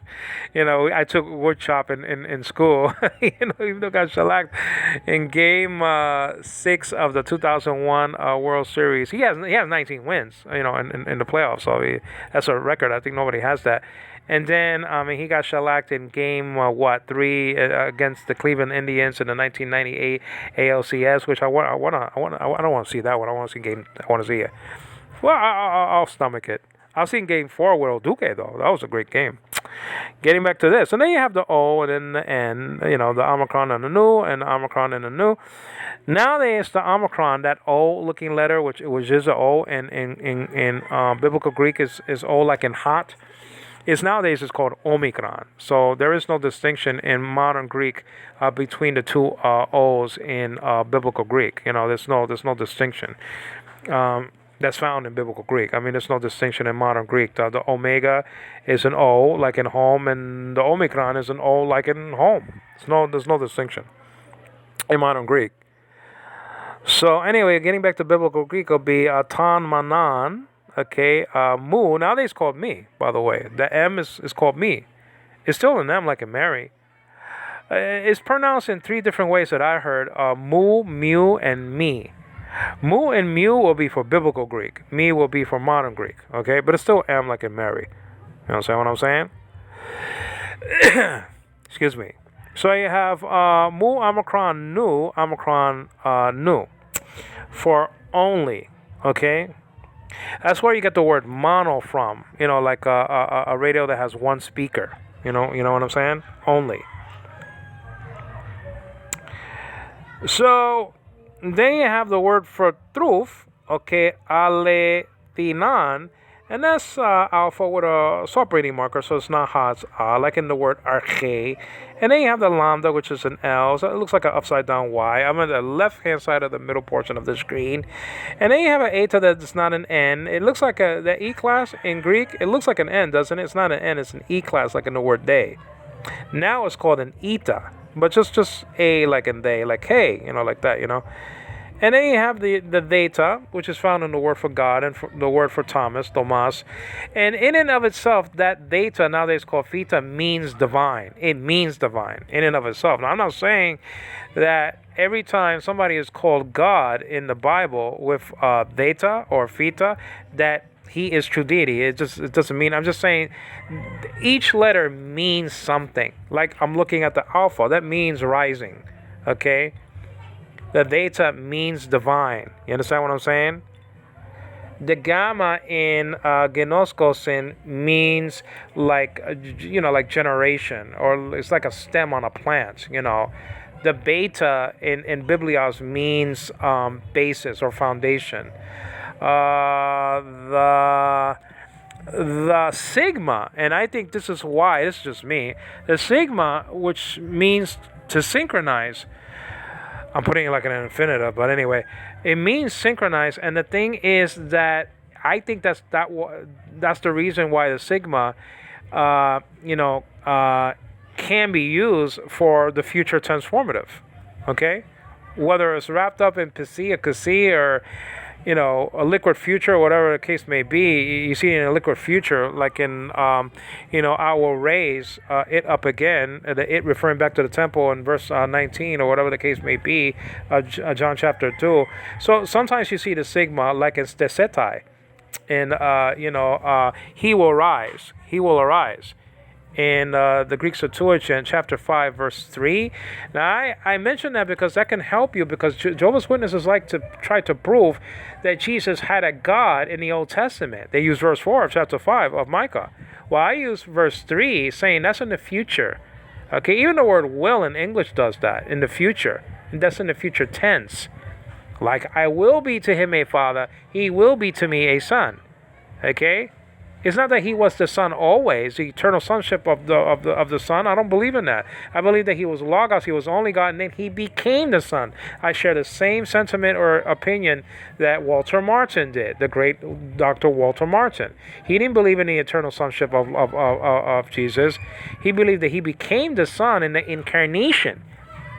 That's not downplaying Jesus. That's just saying that there's no evidence for Jesus being, it doesn't say being the Son there in John 1 1. It doesn't say enarche in ha huios there. It doesn't say enarche in ha angelos to the degree of the witnesses. It doesn't say enarche in ha Michael. It doesn't even say enarche poias en hate as tan lagan. In the beginning, God created the logos. It doesn't even say in the beginning the word came into being.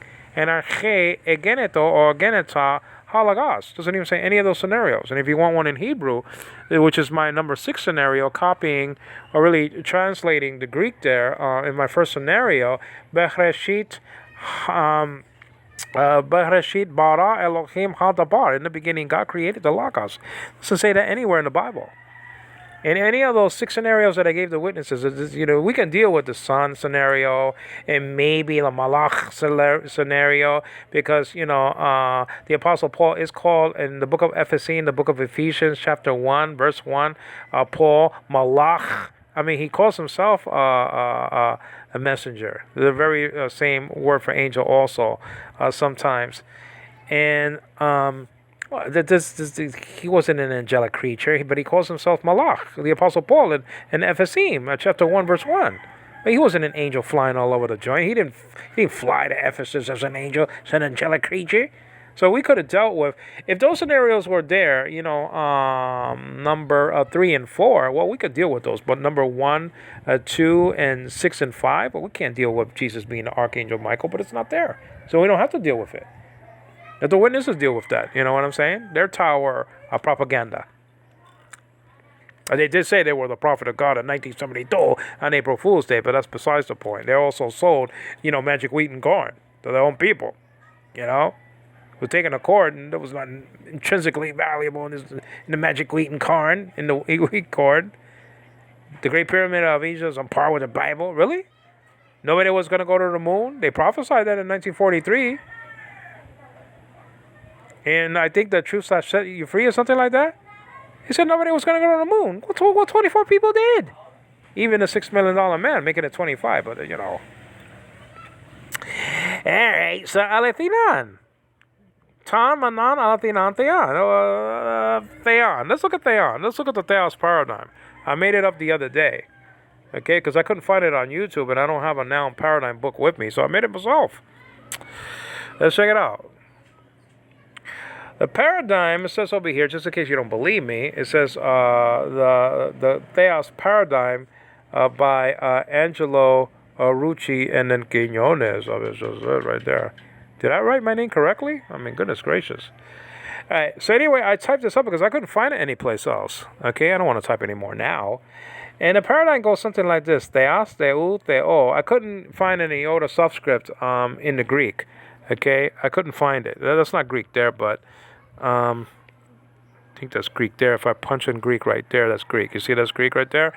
So I couldn't find an omega with an iota subscript. So the dative case has no iota, which is the true ending for the dative there in that situation. So I couldn't do it. So, I mean, that's I just got to get another keyboard. Okay. Theos in the nominative, Theu in the genitive, Theo, and these are all in the singular, in the dative, Theon in the accusative, and throw in there The for free in the vocative. And so you have ha Theos can be vocative, and The definitely is vocative. Now the plural. Part of the paradigm. Theoi, theon. Theon is not in the Greek New Testament. It appears in various, to coin a phrase of Hebrews chapter 1, verse 1, in many ways and in many portions. And just in many portions, you know what I'm saying? Not in many ways, because you're going to break up this construction. Okay.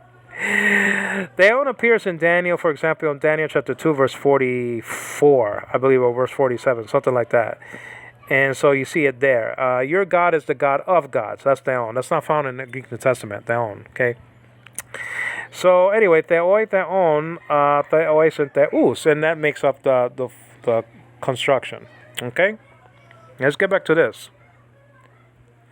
And I'm gonna type up, nominative and stuff like that. It's painstaking, so I'm doing a little bit at a time, But Theon is a nartris. It doesn't say Tom Theon. Okay. Now the ton can refer to that you see up there can refer to a god.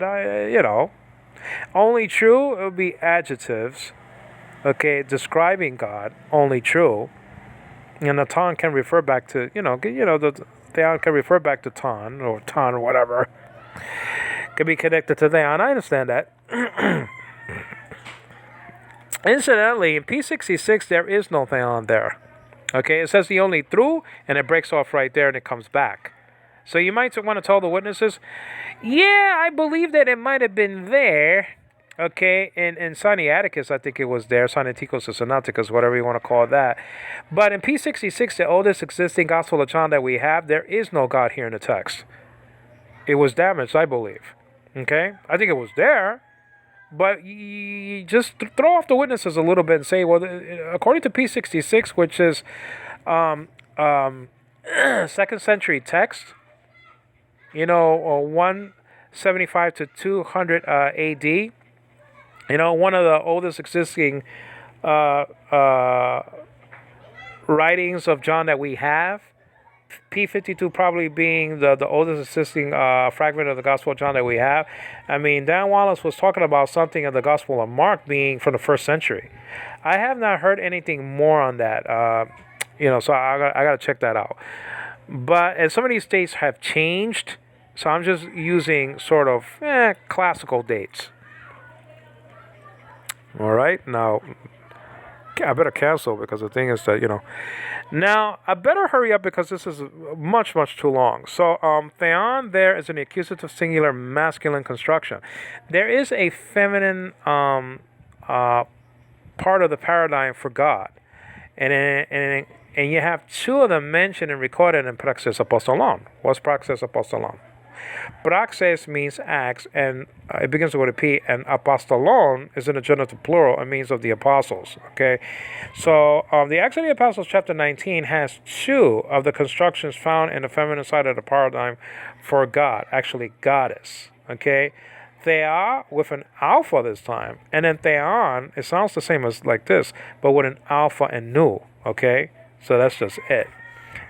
All right.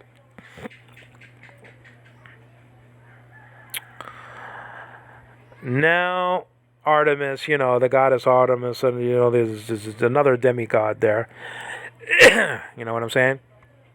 There's several mentioned and recorded in Praxis Apostolon, the Acts of the Apostles. So theon is an accusative singular masculine construction. Then you have the linking word akai, spelled out Kai or Kappa Alpha Iota.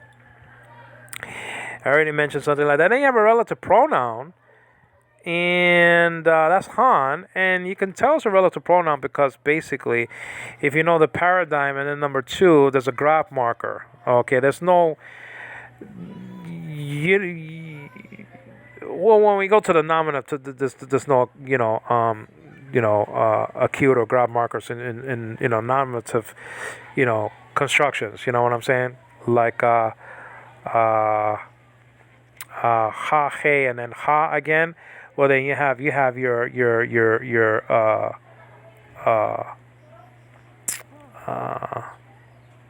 diacritics there, Well, you don't have any in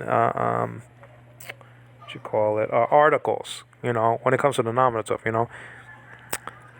So this is a relative pronoun from the let me see from the Has Hu Ho Han paradigm, okay. And then you got you have your feminine and your neuter side of the paradigm also.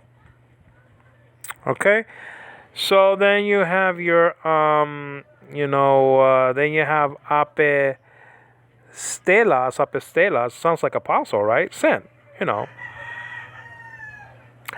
Apostolkame is he has sent me, or has sent me. Jehovah sending Jehovah, Zechariah chapter 2, verses 8 and 9 in the Greek Septuagint, right? And so, Jehovah speaking in verse 8, and then he says that Jehovah sent him, okay, in verse 9. So clearly Jehovah sent Jehovah in Zechariah chapter 2, verses 8 and 9.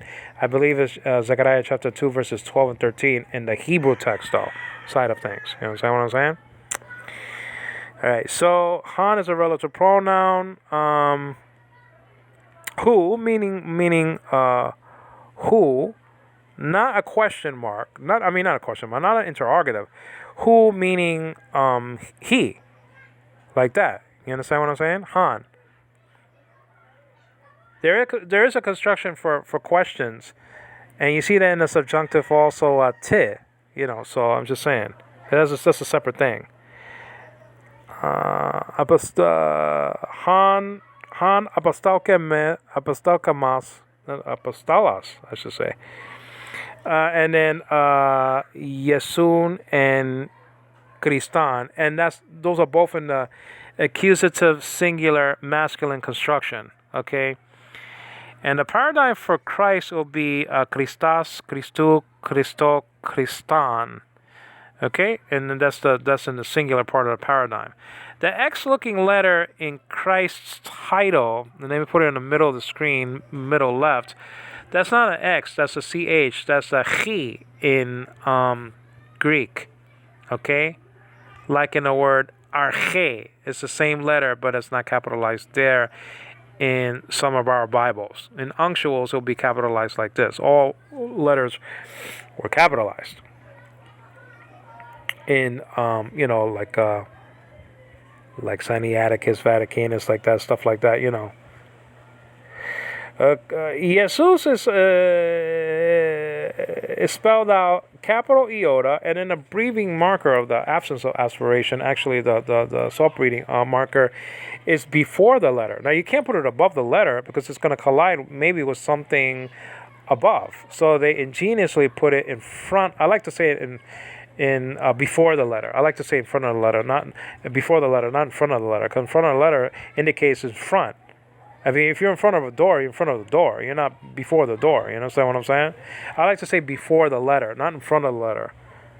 Lest you'll think that it's some right on the letter, if you will. You know what I mean? So anyway, so that's an I. That's kind of easy. But then you have the N-looking letter in Greek, a little tiny N-looking letter. It's not an N, like I said before. It's an E class. It's about like 7 vowels in 7 or 8 vowels in Greek. And this is one of them.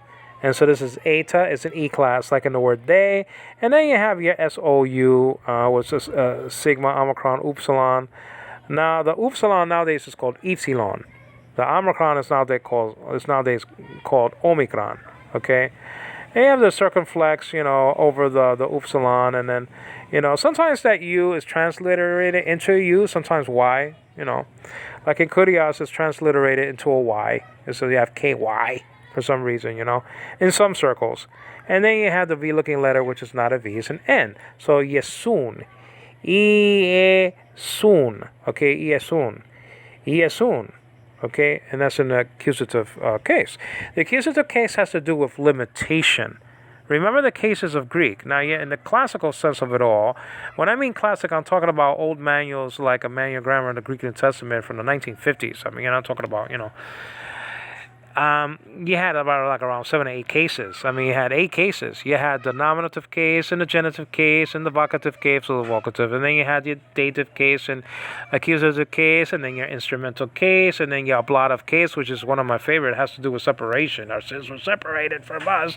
So that's in the ablative case. And then your locative case. Okay? Instrumental case has to do with means, So nowadays they made some cases into applesauce, right? They collided the cases together, and now they don't have 8 cases anymore. Sometimes it was 7, but they don't have 8 cases now. They have 4 or 5, and they hate to say 5. They like to say only 4. They can't completely divorce themselves from from the equation, the vocative case. They have to call it a separate case. They don't like it, but they have to do it. They have to mention that there is, a 5th case. It's like the nominative. I'm speaking about mouse now. I love mouse, but I'm just saying that I don't know why scholars just hate to call the vocative a separate case. I mean, just it's there. Because if you say that hatheos is the same thing, then the Jehovah's Witnesses are champions when they're translating that God is your throne. I mean, what's the big deal?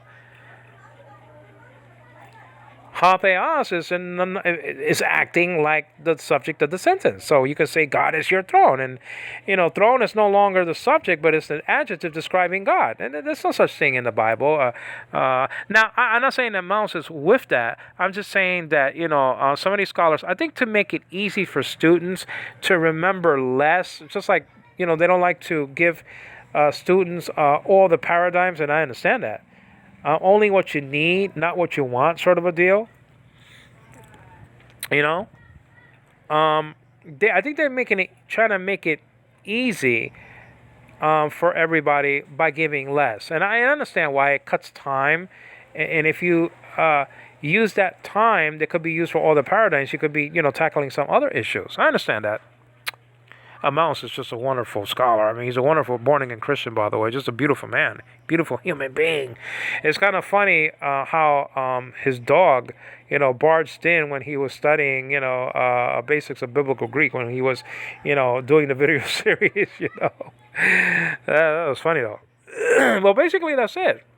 Now, this is the full Greek instruction of John 17:3, and so this is just a bird's eye view of John 17:3 and all its glory. Now we're going to get into sort of the teaching that these words are indicating. This is Angelo Quinones in our next coming study. Lord willing, we shall do this and that. This is Angelo Quinones giving glory to God the Father, to the Lord Jesus Christ, and in the Holy Spirit. God is not the God of the dead, of the necron, but of the living, the zonton, and that means... Zonton, is that a participle or a genitive plural? You know what I'm saying? The Tao could prove something to you there. And that means that Abraham, Isaac, and Jacob are very much alive right now. You understand what I'm saying? And that also means, superficially, that Abraham and Isaac and Jacob were not going to return to Bethsaida, the house of the princess, like Joseph Franklin Rutherford said and recorded. He said in 18 or whatever the case may be, in a book entitled Millions Will Never Die, and they're all dead. If they're not, they're hanging by a thread. I'll tell you that right now. They're on life support. You know what I'm saying? I mean, that's just it. And the Jehovah's Witness has been on life support ever since.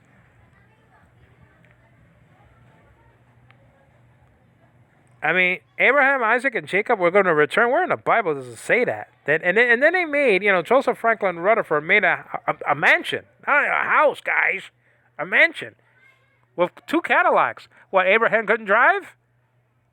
Why not 3 Cadillacs? Oh, no, he was a fraud. And he died of cancer in that mansion of 1941. Poetic justice. Joseph Franklin Rutherford said that... millions not living will never die, and that Abraham, Isaac, and Jacob were going to return. So we need to build a mansion for them. It's just an excuse just to build a mansion for himself.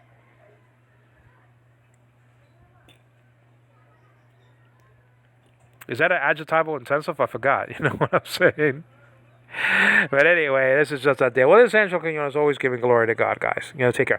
Now, don't forget to subscribe to my channel. Subscribe for my channel and to give me a thumbs up, never a down. I mean, how dare you?